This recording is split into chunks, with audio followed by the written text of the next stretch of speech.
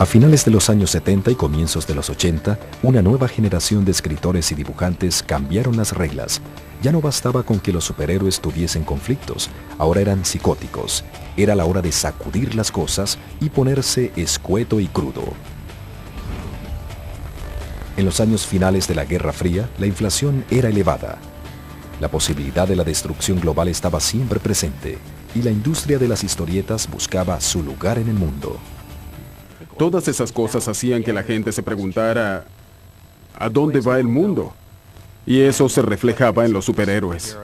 No podíamos aceptar que un héroe llegase e hiciese cosas solo porque eran buenas, pero sí que alguien tuviese un desarreglo emocional que lo motivase a combatir la maldad.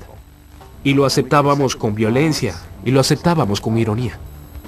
Y eso era lo que el creador Frank Miller quería dar a sus lectores. Mi madre decía que yo tenía unos 6 años cuando entré en la cocina llevando en las manos unas hojas de papel dobladas por la mitad y le dije, esto es lo que quiero hacer el resto de mi vida. Miller tuvo su gran oportunidad en 1979, cuando a la edad de 22 años se hizo cargo de uno de los títulos secundarios de Marvel, Daredevil. Estaba muy ávido de hacerlo porque era mi oportunidad de hacer una historieta de crímenes, pero con disfraz. Daredevil era otra creación de Stan Lee y Bill Everett de los años 60. En el día, Matt Murdock es un abogado de Nueva York. En las noches, es un justiciero con poderes y problemas únicos. El tipo es ciego, pero sus otros sentidos están aumentados. Así que dices de inmediato, esta es una de las más descabelladas historietas del mundo. Un tipo ciego que hace de todo, salta de techo en techo y vestido como se viste. Pero Miller aportó esa maravillosa humanidad al personaje, la cual provenía de que Daredevil estaba tan estropeado, no funcionaba bien. Pienso que Daredevil debía ser católico, porque solo un católico puede ser justiciero y abogado a la vez. Miller transformó a la rubia y dulce novia de Daredevil en una drogadicta. Y creó un nuevo foco romántico para Daredevil, Elektra, la novia de Matt Murdock, en la universidad, ahora una asesina a sueldo. Me robé de uno de los mejores episodios del Spirit de Will Eisner, un personaje llamado Sans Serif. Me robé la estructura de arriba a abajo. Y no me disculpo por eso. Él lo sabe, yo se lo dije. Siempre menosprecié en cierta medida a las buenas chicas que tu mamá te presentaba. Eran las mujerzuelas de la calle las que me interesaban realmente. Cuando Miller mató a Elektra luego de 14 números, los fanáticos se conmocionaron, pero admiraron la osadía artística necesaria para matar un personaje tan popular. Luego Marvel la trajo de nuevo a la vida. Algunos personajes son demasiado buenos o demasiado bellos para permanecer muertos. Miller desafió el concepto tradicional del superhéroe que hace justicia sin matar, al revivir un justiciero de los años 70 llamado Punisher. Luego de que la mafia acribilla a su familia, el exmarín Frank Castle desata una guerra individual contra el crimen. Esto era un poco fuerte para los años 70, pero calzaba en los 80 como una bala 44 en una Magnum. Para el Daredevil, Punisher era un villano, pero los lectores lo adoraban, y una multitud de escritores y dibujantes trataron de satisfacer la demanda. La gente votó por Reagan porque era rudo, porque se presentó como un tipo duro. Y pienso que esa actitud se reflejaba en los superhéroes de los años 80. No quiero decir que los creadores de Punisher creyesen en eso, pero sí pienso que estaban en contacto con el público. Luego vinieron los británicos, misma mordacidad, diferente giro, más europeo, más político. El escritor Alan Moore y el dibujante Dave Gibbons crearon una miniserie de 12 números para DC en 1985 llamada The Watchmen.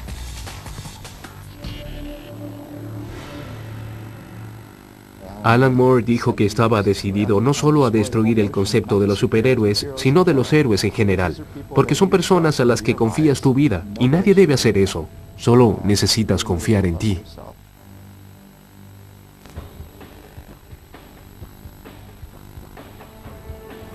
En el universo alterno de los Watchmen, los superhéroes tienen ambivalencias morales. Impotencia o psicosis. Uno de ellos da fin a la Guerra Fría simulando una invasión extraterrestre que une al mundo, pero que al mismo tiempo mata a 3 millones de neoyorquinos. Alan creó esta historia acerca de superhéroes, hablando de superhéroes y de lo que se siente estar en las calles en 1985 con Rusia contra Estados Unidos. Entiendo que el reloj nuclear se acerca cada vez a la hora señalada. Los Watchmen fue la historia de superhéroes más compleja e intrincada jamás escrita, e inspiró una nueva generación de dibujantes y escritores.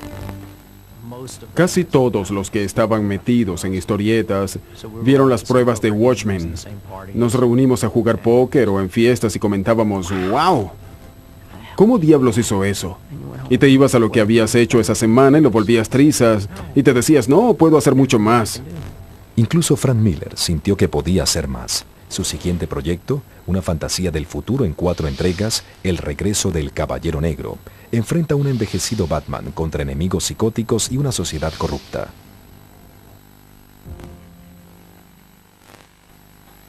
Solo quería ser un Batman maduro y que fuese realmente repugnante, y pensé que la mejor manera de hacerlo era convertirlo en una suerte de Harry el Sucio, uno de esos que nadie quiere. Para el Batman de Miller, el mayor problema no era el Guasón, sino Superman, un bien intencionado niño explorador que sirve a Ronald Reagan, manteniendo guerras secretas en Centroamérica. Superman y Batman habían sido amigos desde 1940, pero dejaron de serlo en 1986. Yo con gusto acepto el crédito de haber roto la amistad entre Batman y Superman. Bruno había sido uno de los que quieren imponer el orden en el mundo y piensa que la entropía es el estado natural de la existencia, mientras que Superman piensa que lo normal es el orden. Este par no se va a tener ningún afecto para nada. Creíamos que todas las historias que se podían escribir sobre Batman ya habían sido escritas, pero de pronto llegó Frank. Tuvo mucha atención de los grandes medios, positiva y negativa, principalmente positiva. En la industria de las historietas parecía lo más cercano a una pelea callejera que todos desean, ya que era muy controversial. Yo recibí llamadas de anteriores escritores de Batman diciéndome que había arruinado su personaje. Caballero Negro fue acusada de promover una visión fascista. Eso no la hace menos interesante como obra de arte, ni tampoco dice particularmente que esa es la visión de Frank. Pienso que lo que hago es festivo. Es tan solo mi opinión.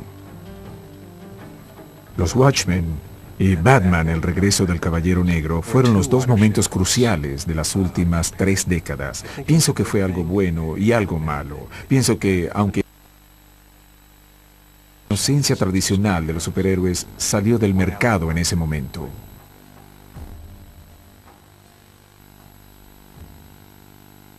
En la era escueta y cruda, los viejos personajes tenían nuevos problemas. El maltrato infantil, un audaz nuevo tópico de los años 80, se reveló como la fuente de la ira de Hulk. Su padre lo golpeaba a él y a su madre.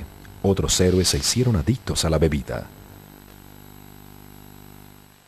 Uno de los cambios mayores le ocurrió al archienemigo de Superman. Durante 45 años, Lex Luthor había sido un científico loco. Eso ya no era lo bastante escueto y crudo, así que lo transformaron en la cosa más malvada sobre la Tierra, un hombre de negocios de los años 80. La transformación de Lex Luthor refleja otra preocupación acerca de la era de Reagan. Como en los años 30, la verdadera fuente de la maldad está en las corporaciones. Pero puede que el momento más oscuro de las historietas llegó cuando DC decidió matar a Robin. No el joven maravilla original, Ricardo Tapia. A él se le permitió crecer, ir a la universidad y convertirse en un personaje llamado Nightwing. Era el nuevo Robin, llamado Jason Todd, un ayudante que muchos detestaban. Oyes hablar de personajes que adquieren vida propia. Jason fue el mejor ejemplo de eso que jamás haya visto en persona. Nadie decidió que fuese un detestable mocoso. Pero él era eso.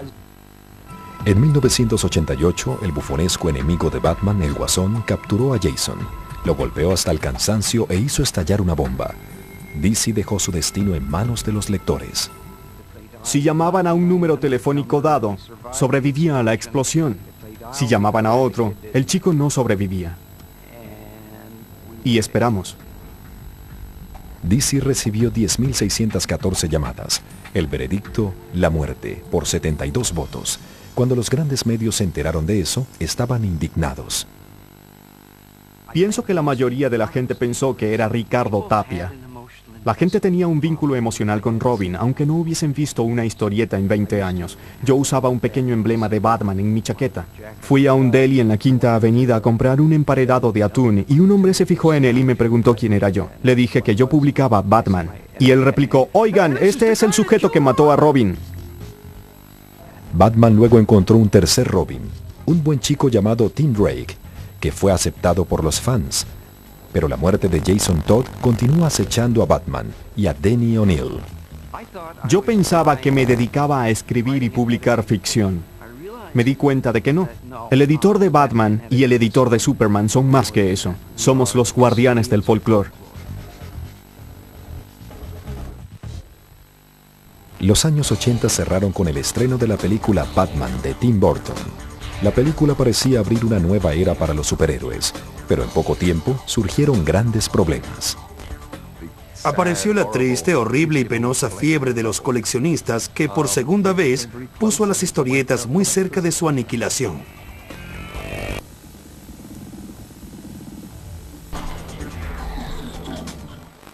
Usted está viendo. De los 70, la historieta promedio costaba 40 centavos de dólar. Esto era demasiado para muchos jóvenes lectores, pero no bastaba para la mayoría de los dueños de los kioscos. Los editores de historietas necesitaban una nueva forma de comercializar. La encontraron en el creciente número de tiendas que vendían historietas viejas a los coleccionistas. Estaban estas tiendas que vendían historietas viejas. Debía haber una manera de hacer que vendieran las nuevas. Eso sería sensacional. Los superhéroes se mudaron de los kioscos a millares de tiendas repartidas por todo el país. Estas tiendas se convirtieron en una especie de clubes privados que atendían a un público de fanáticos de las historietas. La atmósfera de madriguera de la mayoría de las tiendas estaba sacada de las historietas. Eran como baticuevas. Era un mecanismo de defensa que al entrar en una tienda, esta sea como oscura y sucia, porque no quieren extraños que lleguen y digan, ¿qué es esto? ¡Qué tontería! Las historietas pasaron de ser un medio masivo a ser un artículo para unos pocos, de mayor precio y dirigido a los lectores de más edad. Hay todavía un pequeño grupo de gente que dice que las historietas son para niños. Les hacemos saber con pasión y energía que las historietas no son solamente para niños. De hecho, algunas son principalmente para adultos. Una de las series para adultos más exitosa y aclamada fue Sandman, del nuevo sello de DC Imprint. Era escrita por Neil Gaiman, quien había crecido en Inglaterra leyendo reimpresiones de las historietas estadounidenses. Leer las historietas era como recibir postales de Oz. El primer Sandman de DC en 1939 combatía a los delincuentes con una máscara y una pistola de gas. Luego, disfrazado y con ayudante, un segundo Sandman en 1974 era el amo de los sueños. Gaiman usó trozos de ambos en Morpheus, el divino señor de los sueños, un superhéroe muy diferente. La idea de ponerle un disfraz a alguien me parecía muy extraña. No conozco a nadie que use disfraz. Por otra parte, el tener a alguien vestido todo de negro era como que muy obvio. Lo que estuviese en mi mente cada mes era lo que ponía en las páginas de Sandman. Podía ser cualquier cosa, desde historietas en la antigua Roma hasta llegar a la guerra en Irak y las ruinas de Bagdad. La Sandman número 19, basada en El sueño de una noche de verano de Shakespeare, fue la primera historieta que ganó el premio anual de fantasía, no en una categoría especial para historietas, sino como mejor cuento. El premio lo habían ganado antes escritores como Harlan Ellison y Jorge Luis Borges. Algunos en el comité pensaron que una historieta no debía estar en semejante compañía. Recibimos el premio un sábado en la noche y el domingo en la mañana cambiaron las reglas para asegurarse de que nunca ocurriese de nuevo. Era como cerrar la tranquera luego de que se robaran el caballo y ganaran el derby de Kentucky con él. Al menos Gaiman conservaba el respeto de DC, donde tenía libertad creativa casi absoluta. Cuando escribí el episodio de la Convención de los Asesinos en Serie, había una referencia a la masturbación, y me llegó un mensaje de arriba. La gente en el universo de DC Comics no se masturba.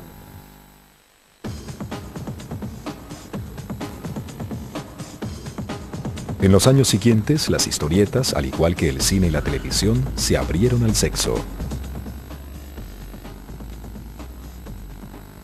En los años 90, las historietas comenzaron a manejar temas de los cuales se habían mantenido alejadas antes, como la homosexualidad. Los personajes homosexuales proliferaron. En The Authority, Apollo y Midnighter son unos violentos combatientes del crimen y tiernos amantes. A comienzos de los 90, las historietas producían mucho dinero, y no solo para los editores. A diferencia de sus predecesores, los escritores y dibujantes podían ahora ser dueños de sus personajes. Y si un nuevo superhéroe tenía éxito, su creador podía ganar mucho dinero, como Todd McFarlane. Se había hecho de renombre como dibujante y escritor del Hombre Araña. En 1992, él y otros populares artistas formaron Image, una compañía que desafió a las dos grandes, Marvel y DC, con historietas como Spawn. Cuando Al Simmons, un asesino afroamericano que trabaja para el gobierno estadounidense, es eliminado, regresa como un engendro diabólico con superpoderes demoníacos, combate contra el cielo, el infierno y la maldad humana, a la vez que trata de hacerse a la idea de que su esposa es ahora su viuda y está casada con su mejor amigo. La Spawn número 1 vendió 1.7 millones de copias y se convirtió en una serie animada en HBO, en una película y en una línea de juguetes. Hubo un momento en la primera mitad de los 90 que los creadores, escritores, dibujantes y editores de historietas se hicieron millonarios. Como las historietas se vendían ahora en tiendas especializadas, era más fácil publicar ediciones especiales que no encajaran necesariamente en las tramas del momento. Eran llamadas novelas gráficas, lo que sonaba más impresionante que historietas. Ocasionalmente las tramas eran abiertamente políticas. Para comienzos de los años 90, algunos políticos vieron en estas novelas gráficas una manera de difundir temas controversiales. Un episodio de DC en 1993 mostraba a los políticos apoyando a Batman en la lucha contra la venta profusa de las armas. Batman era un mejor personaje para eso que Superman, ya que sus padres habían sido asesinados por un pistolero. El gobernador de Virginia, Doug Wilder, llevó a la pistola seductora a la legislación del estado como un ejemplo de la necesidad de leyes de control de armas más estrictas. La ley se aprobó y el gobernador invitó al escritor John Ostrander y el editor Denny O'Neil al acto de firma. Unos años después, en 1996, las historietas fueron usadas para despertar conciencia acerca de los peligros de las minas terrestres. DC produjo una historieta especial de Superman para ser distribuida a los niños de Bosnia. La revista advertía a los niños que debían alejarse de las minas terrestres. Unas personas de allá que conocimos luego nos dijeron que pensaban que habíamos salvado algunas vidas.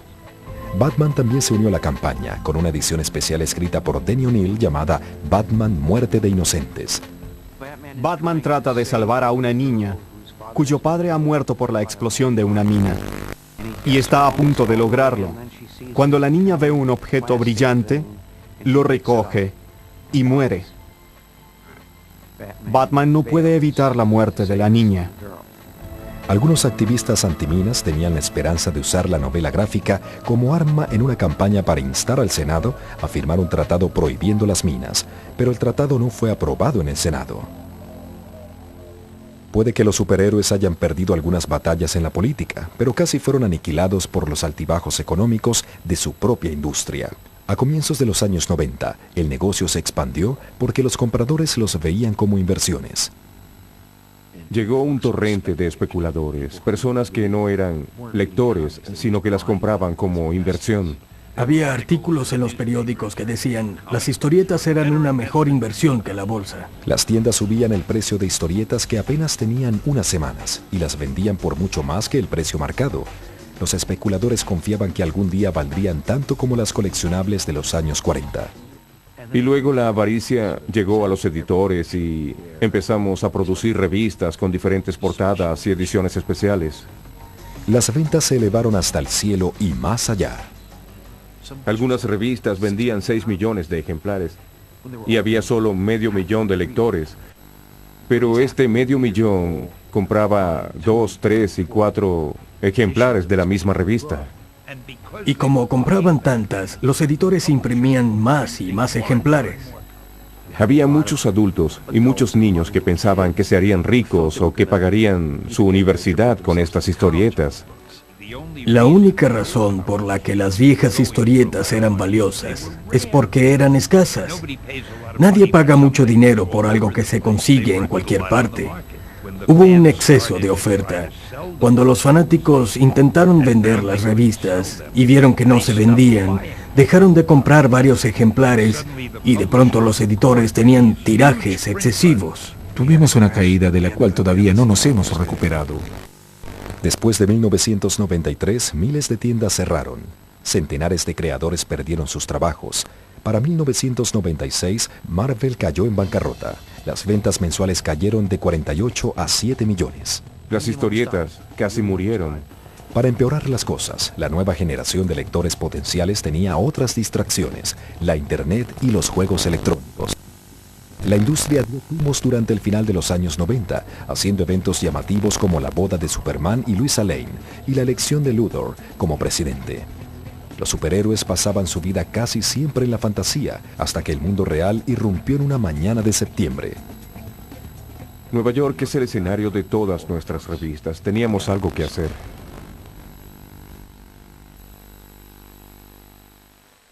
Usted está viendo. Los superhéroes de las historietas habían sido rebeldes y justicieros durante la Gran Depresión, y luego soldados patrióticos en la Segunda Guerra Mundial. Reflejaron la inquietud de Vietnam y Watergate. A comienzos del siglo XXI, la mayoría de los personajes eran más violentos, cínicos y activos sexualmente que nunca antes. En otras palabras, reflejaban su mundo como siempre lo hace la cultura popular. Las historietas siempre han existido, desde los albores del tiempo. No se imprimían en papel, sino sobre las paredes de las cuevas, las historias de la gran cacería, de las grandes sequías. Los superhéroes no son sino una extensión de eso. Pero a veces las historietas se han adelantado a la realidad. Nadie pudo haber imaginado el 11 de septiembre a menos que leyera historietas. El plan de Osama Bin Laden era crear tanto caos y destrucción que habría una guerra y que los fundamentalistas islámicos se apoderarían de los gobiernos y los países. Cuando escuché eso, me sonó a la trama de una historieta. Sonaba a algo que el Dr. Doom haría. Vamos a crear el caos y apoderarnos del mundo. Desafortunadamente el mundo real luce hoy más que nunca como una historieta. Ya el desplome de edificios de 110 pisos no es una fantasía. Lo sentimos en Nueva York. Cuando cayeron, sentí temblar el piso. Como el más neoyorquino de los superhéroes, era lógico que el hombre araña fuese afectado personalmente por los ataques.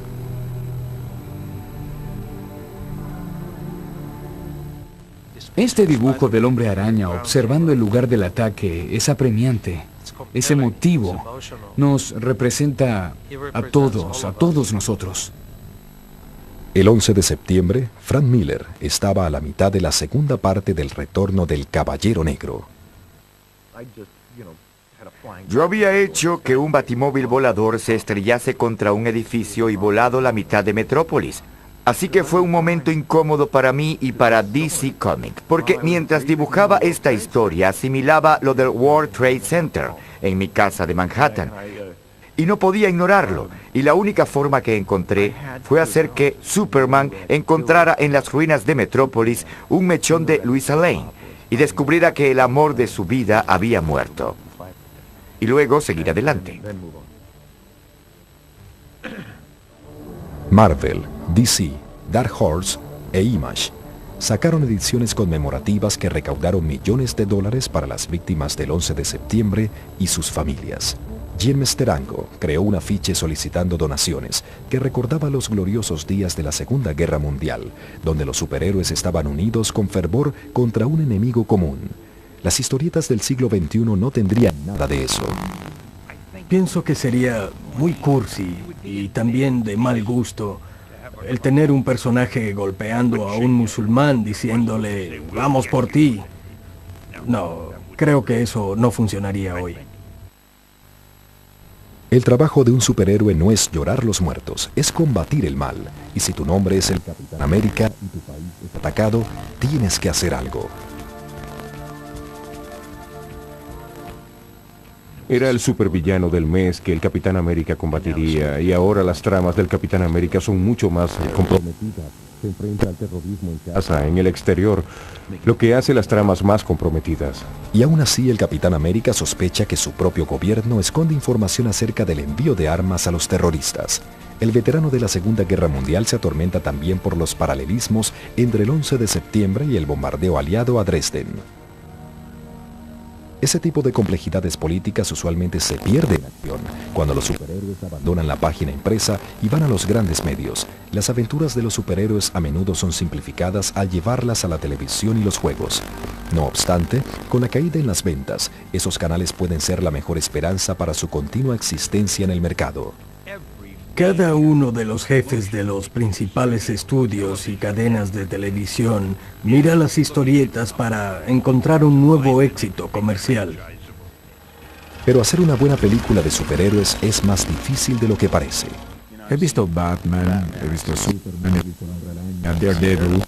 Esas películas son maravillosas en un sentido u otro, pero lo que les falta es la capacidad del personaje impreso de internalizar y que podamos leer sus pensamientos y lo que pasa por sus mentes. Aunque puede ser difícil la adaptación, el hecho de que sus personajes y sus tramas sean devorados por otros medios es una clara señal del sitial que las historietas ocupan en la cultura pop. Lo extraño es que ahora tener una revista es mucho más glamoroso que tener una tira cómica.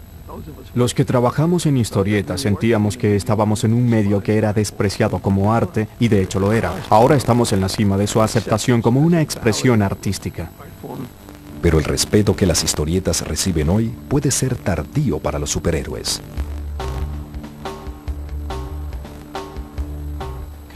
Los superhéroes de las historietas son, en algunos aspectos, más populares y más omnipresentes que nunca, debido a las películas, los videojuegos y la internet. Pero por otra parte, las ventas de historietas están en su punto más bajo. Fuimos de poder vender fácilmente 1 millón de ejemplares a un punto donde las revistas más vendidas llegan a 150,000 o 160,000. Para mantener a la industria, los editores están explorando nuevos medios de venta, más allá de las tiendas. Aunque las tiendas serán siempre el núcleo de nuestro negocio, el canal de mayor crecimiento hoy son las librerías, la novela gráfica y las colecciones que se convierten en novelas gráficas son el verdadero futuro. Y por supuesto, está la Internet. Durante los próximos 20 años habrá más y más historietas publicadas en línea. Nunca será tan agradable leer algo en una pantalla como tenerlo en las manos y pasar las páginas hacia adelante y hacia atrás.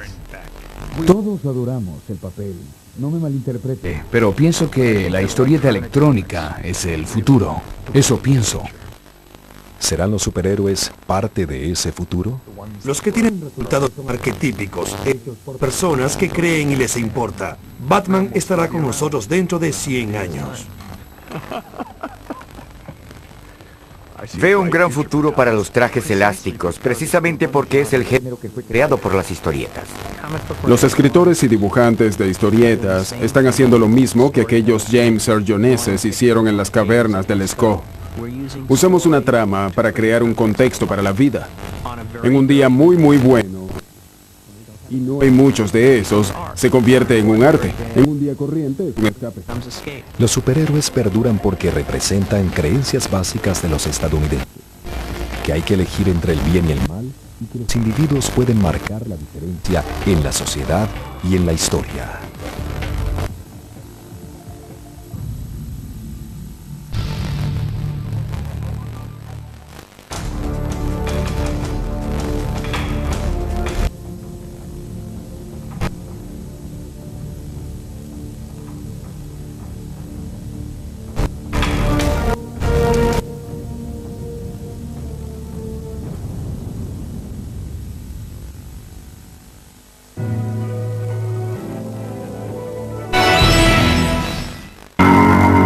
Aterrorizante.